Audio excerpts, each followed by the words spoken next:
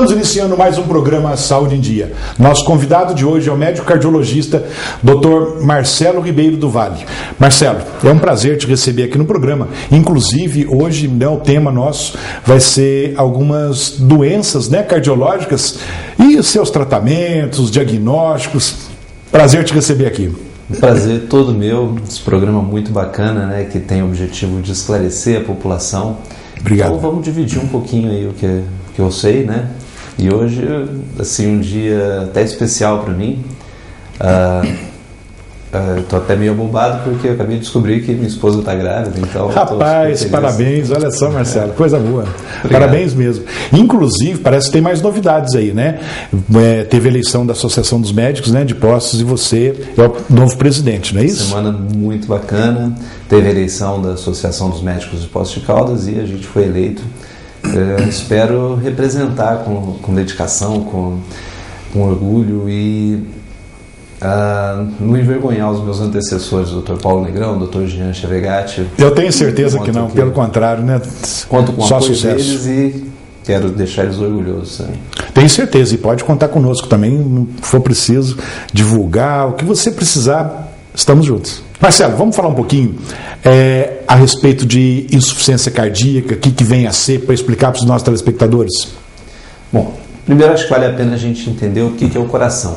O coração é um músculo que a gente tem no peito e a função desse músculo é bombear sangue para o corpo. Ele bombeia sangue com oxigênio e esse sangue com oxigênio faz todo o corpo funcionar. A insuficiência cardíaca, ela ocorre quando essa bomba falha. O coração, por algum motivo, ele não consegue fazer o sangue circular. Ou ele consegue fazer, mas com muita dificuldade. E essa dificuldade do sangue circular gera todos os sintomas, todo o mal-estar e toda a gravidade da doença. Bom, então a insuficiência cardíaca seria, digamos assim, grosseiramente, um defeito nessa bomba do corpo humano. Perfeito. Ele consegue fazer o sangue circular com muita dificuldade, a ponto de causar sintomas graves que podem levar até a morte. Marcelo, quais são as causas? Por que acontece a insuficiência cardíaca? Como eu disse, qualquer coisa que afete a função dessa bomba pode prejudicar, pode levar o coração a ficar insuficiente. Desde sintomas, o mais comum seria o infarto do miocárdio, onde uma área do coração ela deixa de funcionar, fica uma cicatriz na área do infarto, essa área não contrai, então a bomba perde a força dela. É a causa mais comum de insuficiência cardíaca. Outras causas, consumo de bebida alcoólica, deficiência de vitamina B, que está relacionado com consumo de bebida alcoólica, excesso de sal na alimentação, hipertensão é uma causa importante de insuficiência cardíaca. Todas as doenças que podem levar ao infarto do miocárdio, então a diabetes, o colesterol, tudo isso está relacionado com a prevenção, não diretamente levam à insuficiência cardíaca, mas podem estar indiretamente relacionados também no final da insuficiência cardíaca. E vamos pensar assim, todas as pessoas, por exemplo, todos hipertensos ou diabéticos, ou enfim, todas as patologias que você acabou de comentar, não quer dizer que a pessoa, todo hipertenso, vai ter uma insuficiência cardíaca, não é isso? Depende se essa hipertensão ou diabetes, digamos que a pessoa acaba não fazendo o tratamento de acordo. Se você fizer o tratamento direitinho, se você seguir as orientações do seu médico, não só farmacológicas, não só os remédios, mas também as orientações não farmacológicas, mudanças de estilo de vida, a qualidade de vida é fantástica. Talvez não evolua para insuficiência cardíaca, não necessariamente vai ter essa evolução, desde que tenha essa prevenção, desde que tenha esse cuidado. Vai tendo sempre um cuidado, Bom, vamos pensar, uma pessoa que estiver nos assistindo, como a pessoa pode saber que ela está tendo algum problema relacionado à insuficiência cardíaca? Quando ela deve procurar o seu médico, seu cardiologista? O coração, quando ele está insuficiente, ele não consegue fazer o sangue circular. Esse sangue não circulando, ele começa a acumular em algumas partes do corpo. Acumula nas pernas, pode dar inchaço, ele acumula nos pulmões, esse acúmulo nos pulmões pode dar cansaço. Esse acúmulo de líquido nos pulmões pode dar tosse, tá? Então esses sintomas seriam os mais comuns: tosse, falta de ar e inchaço, a princípio nas pernas. O cansaço, ele em geral é progressivo. você nota um certo cansaço para fazer alguma atividade mais difícil, não te incomoda muito. Com o tempo esse cansaço vai progredindo, vai piorando, até chegar num ponto que de repente você está parado e mesmo assim você está cansado. Você vai querer ficar deitado. Mesmo em repouso a pessoa se cansa. Seriam os casos mais avançados de insuficiência cardíaca. Mesmo em repouso a pessoa se cansa, e são aqueles casos que a pessoa às vezes tem que usar vários travesseiros para ficar um pouquinho mais elevado, né? Isso faz com que o líquido que está nos pulmões, pela gravidade, então, vá para as pernas, né? E a pessoa consiga respirar melhor. Nos casos mais graves, a pessoa dormindo acorda com falta de ar, e são aqueles casos que a pessoa levanta de repente e tem que ir para a janela para puxar o ar. São casos assim bem avançados de insuficiência cardíaca. Mas tem tratamento, né, doutor? Tem tratamento. O ideal é desde que a pessoa siga, né? O ideal é tratar naquele comecinho, quando a pessoa está sentindo o cansaço aos pequenos esforços, né? Só quando vai aos grandes esforços, quando vai fazer subir um morro, subir uma escada. Esse é um momento que já está passando do tempo de tratar. Já passou da hora de procurar o cardiologista. Quando já chega nesses casos que está com falta de ar, com cansaço, em repouso, já é muito grave. Então aí nós vamos comentar também a respeito, né, do tratamento, como fazer o diagnóstico, só que antes nós vamos fazer um breve intervalo, já voltamos com o programa Saúde em Dia. Voltamos com o programa Saúde em Dia e hoje conversando com o Dr. Marcelo Ribeiro do Vale. Marcelo, vamos falar um pouquinho a respeito do diagnóstico da insuficiência cardíaca. O que você acha? O diagnóstico da insuficiência cardíaca é eminentemente clínico, tá? Então, depois de uma anamnese, onde o médico desconfia da insuficiência cardíaca, ele parte para o exame clínico. No exame clínico, ele vai avaliar, vai procurar sopro, vai procurar acúmulo de líquido nos pulmões, acúmulo de líquido nos membros inferiores, nas pernas. Ele vai procurar comorbidades, né? Pressão alta, sopros nas carótidas, né? Tudo que possa estar relacionado aí, que possa estar levando à insuficiência cardíaca. Depois do exame clínico e a suspeita confirmada, você parte para a confirmação com exames auxiliares, com exames complementares. Desses exames, no eletrocardiograma, você pode ver uma taquicardia, o coração acelerado. Tá? Certo. O ecocardiograma, possibilita várias informações, principalmente. O eco veio para ajudar muito, né, Marcelo? Muito, facilita muito o nosso serviço. Nele é possível a gente avaliar, primeira coisa, o tamanho do coração. Ele mostra de forma real o tamanho do coração. E é possível também, como a gente mede o coração relaxado e mede ele contraído, a gente avalia a força que o coração está funcionando. Então dá para ver se ele está batendo mais fraco do que o normal. É possível também avaliar se está tendo sobrecarga do coração, né? Certo. Se ele está mais grosso do que o normal, se ele está dilatado. É possível avaliar o funcionamento das válvulas, se as válvulas não estiverem funcionando de acordo. Pode dar uma sobrecarga no coração também, e essa sobrecarga com o tempo vai dilatando o coração dilatado, ele acaba perdendo força. E tudo isso pelo ecocardiograma. Tudo isso, né? Pelo ecocardiograma. A radiografia de tórax também, onde a gente pode ver o tamanho do coração, ele não é tão fidedigno quanto o ecocardiograma, mas é um exame barato, é um exame fácil, que tem praticamente em todos os lugares onde você pode ver o tamanho do coração, ter uma noção pelo menos do tamanho do coração, e se for feito com qualidade, fica bem preciso também.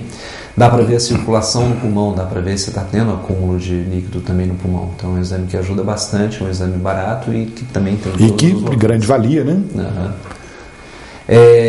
De exames de laboratório, importante avaliar a anemia, que pode levar a taquicardia, que pode descompensar uma insuficiência cardíaca, né? O coração já está batendo mais fraco.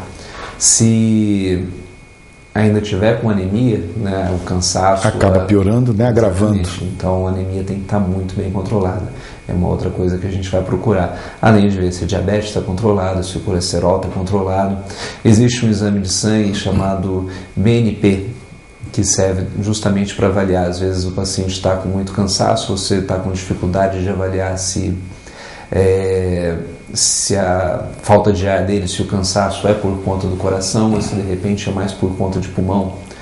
Esse exame ajuda bastante também na diferenciação.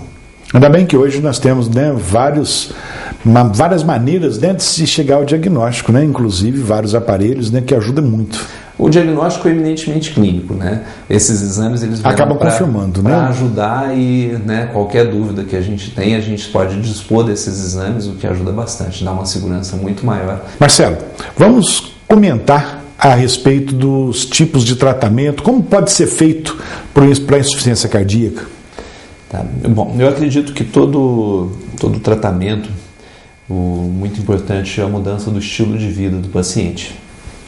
Então, mudar algumas coisas que de repente possam estar contribuindo, que possam estar levando à doença. Em relação à insuficiência cardíaca, é muito importante a restrição de sal, diminuir o consumo de sal. Uma comida com tempero normal tem em torno aí de 10 gramas de sal. A Sociedade Brasileira de Cardiologia orienta, para quem é saudável, no máximo 5 gramas de sal. Isso para quem é saudável. Ou seja, é muito menos do que a gente está acostumado, né? E é uma mudança importante. Só de tirar algumas gramas de sal você já tem uma diminuição de mortalidade enorme e um benefício muito grande para o paciente. O sal ele sobrecarrega demais o coração, sobrecarrega os rins e faz reter líquido num coração que já não está conseguindo bombear o sangue acaba direito. Piorando, né? Essa sobrecarga de líquido dificulta muito mais o trabalho do coração. E tem pessoas que gostam muito de um sal, né? Além do que já tem na comida, ainda acrescenta um pouquinho, né? Então, de repente, deixar o saleiro de lado, de repente tentar se acostumar, e a palavra é se acostume. Conforme a pessoa vai se acostumando, ela vai deixando de usar tanto sal. Procurar os outros temperos, salsinha, cebolinha, alho, tudo que dá gosto na comida, e de repente o sal não vai fazer tanta falta assim. Além de tirar o sal da comida, é importantíssimo fazer atividade física. Tá? Certo. A atividade física, ela beneficia o corpo de várias formas. Ela dá uma dilatação das artérias do coração, isso facilita o trabalho do coração. O coração não precisa fazer tanta força para fazer o sangue circular. Ela ajuda a controlar o peso. Tá? Controlando o peso, a massa, né, do corpo sendo muito menor, mesma coisa, o coração vai ter muito menos trabalho para fazer o sangue circular. É importante também na redução do estresse. O estresse é importante. E hoje em dia, quem não está estressado, né, Marcelo? E o estresse ele faz uma liberação de várias substâncias, vários hormônios que podem levar à taquicardia, que podem levar à constrição das artérias. Então é importante também tentar identificar o que te deixa ansioso, o que te deixa preocupado e tentar resolver essas situações. Às vezes a pessoa está vivendo aquilo e não está nem tentando resolver. E lógico, tem situações que você não consegue resolver. Nessas situações, ficar nervoso, ficar preocupado também não vai resolver. Então, não vai pelo contrário, deixar, né, de lado. E, inclusive, tem pessoas, né, que estressado, então, e às vezes não faz força nenhuma também para poder dar uma relaxada. Então, acho que a própria atividade física ajuda o relaxamento. Em alguns casos, não depende só da pessoa, e o tratamento com profissionais especializados, um psicólogo, um psiquiatra, é fundamental, né? Mas muitas vezes, só melhorando a alimentação e fazendo atividade física e prestando atenção no que te preocupa, o que te deixa ansioso, já ajuda bastante, né? Parar de fumar, importantíssimo, né? É uma causa direta para problema cardiovascular, tá? Da aterosclerose, que é o processo de endurecimento das artérias. Isso pode acabar levando a elevação da pressão, isso pode acabar levando ao infarto do miocárdio, que a gente falou lá no comecinho, né, que é a principal causa de insuficiência cardíaca. Cuidado com bebida alcoólica, tá? A bebida alcoólica, ela irrita o coração, ela causa uma dilatação no coração. Bebida alcoólica, se for numa quantidade pequena, isso a gente está falando de no máximo uma latinha de cerveja, no máximo 2 taças de vinho, no máximo 1 dose de destilado, e um ou outro, não é certo. Não misturar tudo. É até benéfico para o coração, ele faz afinar um pouquinho o sangue, mas se começa a passar dessas doses, pode levar à pressão, pode irritar o coração e pode levar à insuficiência cardíaca. Então, às vezes, essas mudanças do estilo de vida, essas medidas não farmacológicas, né, que não incluem medicamentos, são tão importantes. Beneficiam muito, né? Medicamento sozinho às vezes não faz milagre, né? Então, Exatamente. se a pessoa não fizer a parte dela, não tomar esses cuidados, o tratamento às vezes não pode ser feito, não vai ter sucesso, né? Seria. Marcelo, eu gostaria de saber de você, tipo assim, quando o medicamento não dá certo para o tratamento da insuficiência, o que pode ser feito? A cirurgia. Só que antes nós vamos fazer um breve intervalo, já voltamos com o programa Saúde em Dia. Voltamos com o programa Saúde em Dia. E hoje conversando com o médico cardiologista Dr. Marcelo Ribeiro do Vale, e também nesse bloco agora a presença da Juliana com as perguntas dos nossos telespectadores. Juliana, prazer receber você também aqui nesse terceiro bloco nosso. Prazer é todo meu, Dr. dos Santos está aqui mais uma vez. Recebemos muitas perguntas, né, dos nossos telespectadores. Que bom. Um assunto que é de suma importância, né? Exatamente. Para a nossa saúde, né? E o Dr. Marcelo está aí para esclarecer as dúvidas, né, dos nossos telespectadores. E nossa, se for também, possível, né, Marcelo? doutor? Nossa, E também, nossa por que também. não? Marcelo, antes do comercial, eu tinha comentado com você a respeito do tratamento, quando o tratamento medicamentoso não dá certo, né, ou falha, o que pode ser feito, se pode ser feito cirurgia. Só que antes eu gostaria de saber se tem mais alguma coisa a respeito do tratamento medicamentoso para você acrescentar para os nossos telespectadores. Bom, do tratamento medicamentoso existe uma gama de medicamentos que a gente pode usar na insuficiência cardíaca, desde medicamentos antigos, os digitais, que tem até algumas histórias interessantes sobre os digitais. Eles foram descobertos na Inglaterra. Os médicos tentavam tratar a insuficiência cardíaca e não tinham muito êxito. Certo. Os pacientes eles preferiam ir em curandeira. Tinha uma curandeira que vivia na floresta e ela fazia um preparado que o paciente sentia melhor quando tomava. Melhorava a falta de ar, melhorava a palpitação. Esse médico resolveu sair da faculdade e ver o que essa curandeira estava fazendo. Ela misturava várias ervas para fazer uma poção, né? E ele, observando as ervas que ela usava, chegou à conclusão de uma erva em específico, uma planta medicinal, né, que ele acabou isolando e hoje são os digitais. Né, olha só que legal.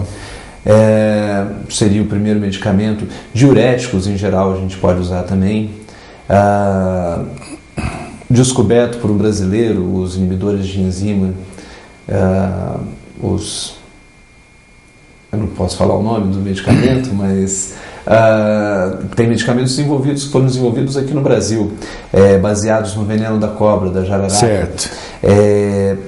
O que esse pesquisador observou? A cobra, a jararaca, quando ia capturar um rato, ela mordia ele e o rato não morria, mas ele também não fugia, ele ficava paralisado. O que se observou é que a pressão do rato caía tanto que ele não conseguia se movimentar. Olha só, Marcelo, e foi um brasileiro que descobriu isso. Foi um brasileiro que descobriu isso. Que coisa boa. Ele começou a isolar a substância da cobra, do veneno da cobra, e conseguiu desenvolver um medicamento que é um vasodilatador. Então, mesma coisa, acaba controlando a pressão, dilatando os vasos, isso facilita o tratamento, isso facilita a circulação do sangue. Marcelo, e tem casos que há necessidade de cirurgia ou não para insuficiência cardíaca? Os casos de indicação cirúrgica, tem sim.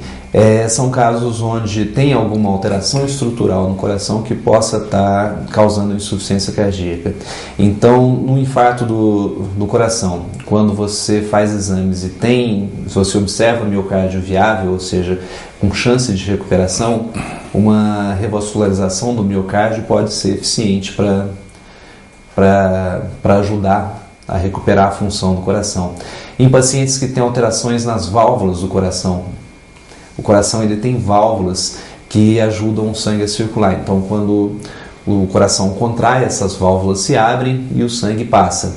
Quando o coração relaxa para receber mais sangue, essas válvulas se fecham para não deixar o sangue que foi voltar. Então, consegue entrar sangue novo. Se essas válvulas não estão funcionando direito, o coração contrai, a válvula abre, o sangue passa. Quando a válvula fecha, ela não fechando direito, volta todo aquele sangue que foi para frente, o coração fica sobrecarregado, ele tem que trabalhar em dobro. Então, às vezes, a troca dessa válvula ajuda também Ajuda a resolver da insuficiência cardíaca. Bom, doutor Marcelo, eu gostaria então que, se fosse possível, responder essas perguntas dos nossos telespectadores. Vamos lá, Juliana, a primeira pergunta. O clima pode piorar a insuficiência cardíaca? Sim, o que você acha? O clima pode piorar a insuficiência cardíaca, sim, principalmente o clima frio. O clima frio, ele leva à contração das artérias, principalmente as artérias periféricas, e essa contração das artérias, ela dificulta o trabalho do coração. Um coração que já não está com a força dele efetiva, isso pode prejudicar, sim, a evolução, o tratamento. Próxima pergunta, Juliana. Quais os cuidados que uma pessoa com insuficiência cardíaca deve ter? Basicamente, a gente já falou isso no tratamento não farmacológico. Diminuir sal da comida, procurar fazer atividade física, controle de estresse, cuidado com bebida alcoólica, né? Basicamente são esses cuidados, né, já mencionados, né? Uhum. Próxima. A cirurgia para a troca de válvula cardíaca tem alguma contraindicação? Tem. Se você passar do tempo da troca, às vezes o coração está tão dilatado que não compensa, não adianta mais você trocar. A troca já perdeu o tempo. Se a pressão do pulmão estiver muito alta também, é uma outra contraindicação.